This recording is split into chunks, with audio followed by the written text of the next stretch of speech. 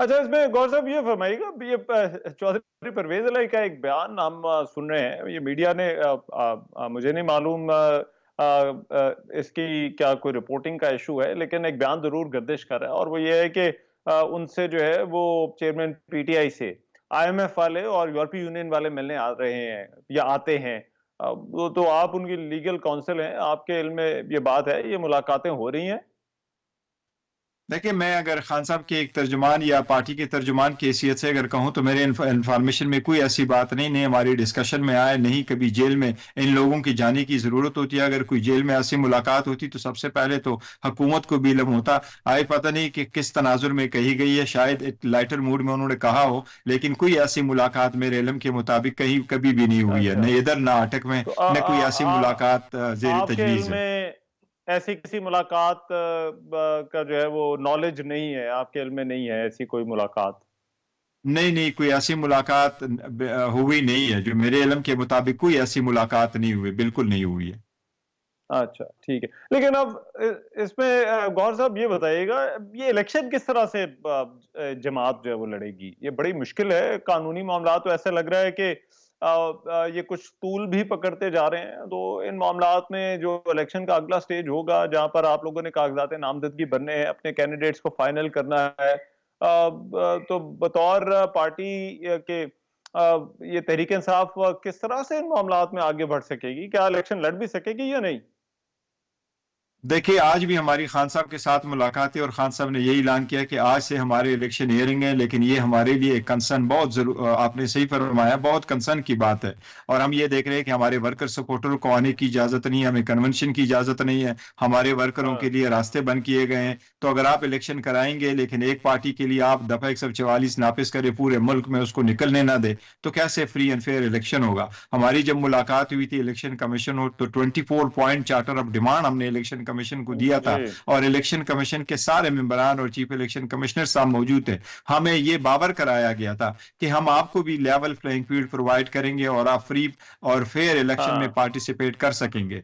आज तक तो वो नहीं हुआ, लेकिन हमें उम्मीद ये जरूर है कि इलेक्शन कमीशन आगे क्या करती है। इलेक्शन कमीशन ने ये जरूर कहा था कि 30 अक्टूबर नवंबर को हम फाइनल नोटिफिकेशन करेंगे डिलिमिटेशन की, कंस्टिट्यूएंसीज की, और इसके बाद हम मेक श्योर करेंगे कि आपको लेवल प्लेइंग फील्ड मिले। हमारी हाँ। मुलाकात हुई थी 8 नवंबर को, आज तक हमें नहीं बताया गया है, लेकिन फिर भी उम्मीद है शायद इलेक्शन कमीशन करे। आज भी हम इलेक्शन कमीशन अच्छा। से पुरजोर मुतालबा करते हैं कि हमारे लिए ये लेवल प्लेइंग फील्ड प्रोवाइड करे। अगर आप लेवल प्लेइंग फील्ड प्रोवाइड नहीं करेंगे तो ये इलेक्शन मुतनाज़ हो ठीक। जाएगा, और वो पार्टी जिसके पास सपोर्ट है वो पावर में नहीं आएगी। और 20% पावर पॉपुलर पार्टी अगर हुकूमत में आएगी तो वो किस तरीके से इस मुल्क को इस मुश्किलात से निकालेगी?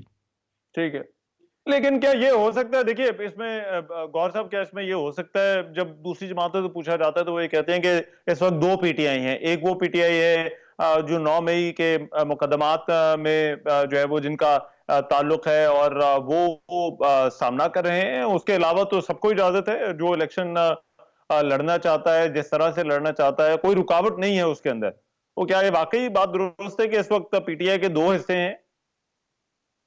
नहीं, पीटीआई एक ही पीटीआई है, उसके कोई दो हिस्से नहीं, इसमें कोई गुड और बेड पीटीआई नहीं है। और पाकिस्तान की 25 करोड़ आबादी में से इस वक्त अगर आप समझें, और 60% जो आम सर्वे आ रहा है उसमें पॉपुलरिटी पीटीआई की है। तो इतने करोड़ों के अवाम पीटीआई कभी दहशतगर्दी को और मजम्मत करती रही, और पीटीआई ने कभी भी तशद्दुद का रास्ता नहीं अपनाया। खान साहब जी। ने हमेशा से अपनी रैलीज कॉल अप की है, जब उनको पता चला मेरी रैली भी तशद्दुद हो सकता है, अपने जो रैलीज है वो कॉल अप की है जब उनको पता चला कि शायद मेरी रैली वाले मुतशद्दिद हो सकते हैं। जो लोग उसमें इन्वॉल्व, उनकी मजम्मत की जा चुकी है, और अगर इन्वॉल्व है तो हमारा ठीक मुतालिबा है। यही है कि उसकी आड़ में पार्टी को, लीडरशिप को निशाना न बनाए, उसकी फ्री एंड फेयर इंक्वायरी, हाँ। इन्वेस्टिगेशन करे। जो लोग इन्वॉल्व है उनको सजाएं मिलती है, सजाएं दी जाए, लेकिन ठीक वो है। फ्री एंड फेयर ट्राइब्यूनल के सामने हो, ना कि किसी ऐसी फोरम में जिस पे आप नुक्ता उठाए कि यह आईनी और कानूनी नहीं है। उस पे कोई नहीं है। ये एक इशू ये उठा के लेके आ रहे हैं ताकि अवाम का रास्ता रोका जाए। हमारी ये दरख्वास्त जरूर होगी कि इस मरतबा एक बहुत वाइटल इलेक्शन होने जा रहा है। اور جب بھی ہم الیکشن میں جاتے ہیں اس میں سے توڑ اور جوڑ نہیں ہونا چاہیے. عوام کے پاس پارٹیسپیٹ کر کے وہ اپنے نمائندگان کی آپ اپنا رائے استعمال کرتے ہوئے الیکشن کریں. انشاءاللہ تعالیٰ اگر ایسے الیکشن ہوئے تو آپ دیکھیں گے پی ٹی آئی بھرپور حصہ لے گی اور بہت شکریہ بیرسٹر انشاءاللہ. گوہر علی خان صاحب ہمارے ساتھ پہنچے اور تحریک انصاف کے رہنماؤں کی اور پارٹی کی جو اس وقت قانونی مشکلات ہیں ان کے حوالے سے بات کر رہے تھے. ایک بریک لیتے ہیں, اب بریک کے بعد واپس آتے ہیں, کچھ اور خبروں پر بات